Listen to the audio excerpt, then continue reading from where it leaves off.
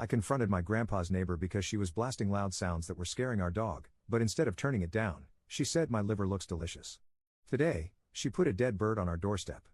Posted by you/assignment cold 8106. Just thought I'd share a weird/creepy encounter I had this weekend. My 22M grandpa's neighbor is probably in her late 30s. I'm staying with him for a while because of a roommate situation. His property is a few acres, and the neighbor's lot is similar. They are separated by trees.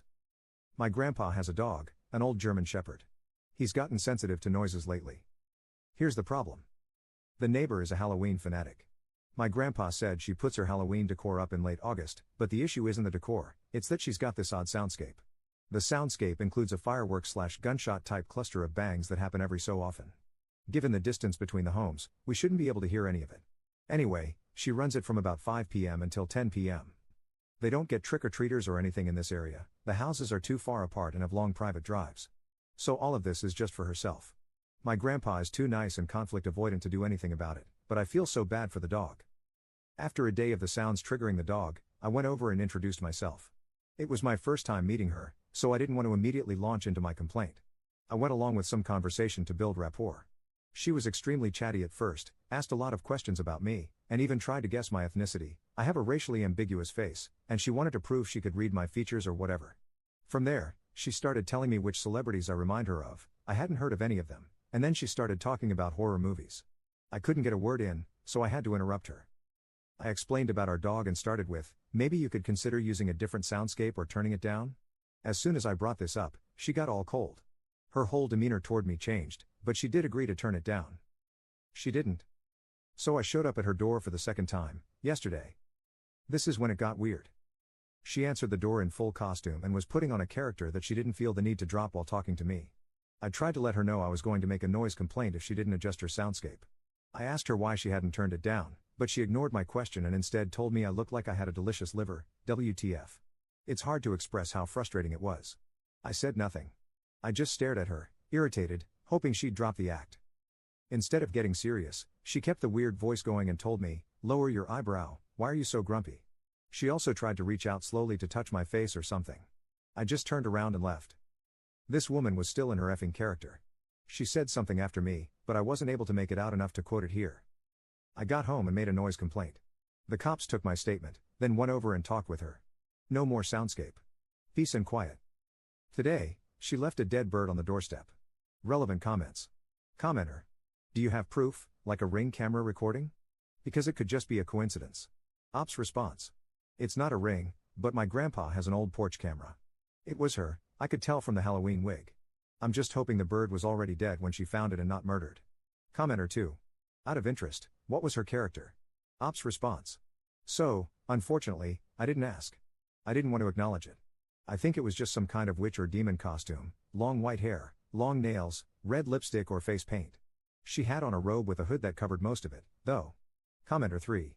Okay, this woman sounds deranged, psychotic, dangerous, and exactly my type. Is she single? Sorry about the dog, but if you set me up with her, I will totally change the soundscape and lower the volume. I love dogs and wouldn't be able to enjoy the spooky sounds knowing they are making a nearby dog panic. Ops response. Her lack of concern for dogs, maybe animals in general, is a deal breaker for most, but I'm glad you're not like that. She's all yours, man. Commenter 3. It would be a deal breaker, but I can change her, I hope. Update 8 days later. She doesn't play the soundscape anymore, but some things have happened. She stuck some weird ingredients to the door handle of my vehicle. I touched the stuff, and it got all over my hand. I had a feeling it was something witchy, so I asked on Reddit and learned that it was love spell ingredients. Assuming that was for me, but not completely discounting my grandpa, lol. A few days after she left me the bird, she turned the soundscape on just as I was passing her house during my run. From the way she timed it, turning it off when I had reached my grandpa's house, it was deliberate. I found it amusing because it was kind of clever. She wrote a note to me in my grandpa's native language, which is Korean. It's basically a copy of the phrase, if you gaze long into an abyss, the abyss gazes also into you. WTF. The dog is safe, and nothing has happened to him. I have already mentioned this, but there is a police report/case number assigned to this incident, and I taught my grandpa what number to call so he can continue reporting other events if they happen, to add to the paper trail. He has working security cameras on his front and back porch that are fairly decent. This is not my permanent residence, but I'm sure he will be fine. Relevant comments. Commenter. Okay, This is creepy AF. A dead bird I can handle. Creepy Korean notes with cringe Nietzsche quotes? Pants crappingly terrifying. My offer's off the table, sorry. Ops response. You're the guy who wants to date my neighbor, right? Commenter. Lol, I was until I read the part about the note she left in Korean. I'm out. If I were you, I'd get a protective order ASAP. Second update 13 days later. A few people reached out to see if anything happened on Halloween. I was going to wait to provide an update until there was a conclusion, but I'm not sure when that might be. To avoid spamming, I won't be making any other updates until this matter is resolved. To answer the question I received the most, I wasn't at my grandpa's place on Halloween or the following day, but he told me he saw the neighbor in the woods by his property line.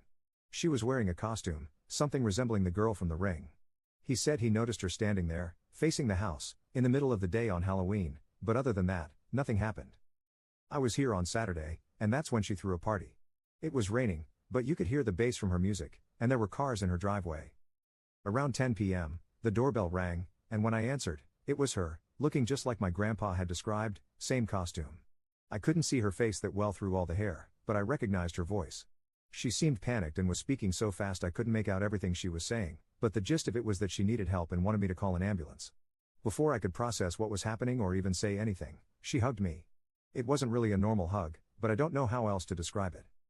Currently, I have an arm sling for an injury, so when she slammed into me, that arm got sandwiched between us, and the sudden pain made me tense up and freeze.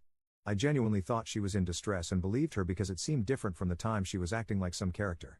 I think I said something like, "It's okay, I'll help you," in an attempt to reassure her, and with my free hand, I tried to push her head away. She was clinging to me so hard I didn't know what to do. She was making these weird hiccuping sounds and was covered in something that smelled like diesel.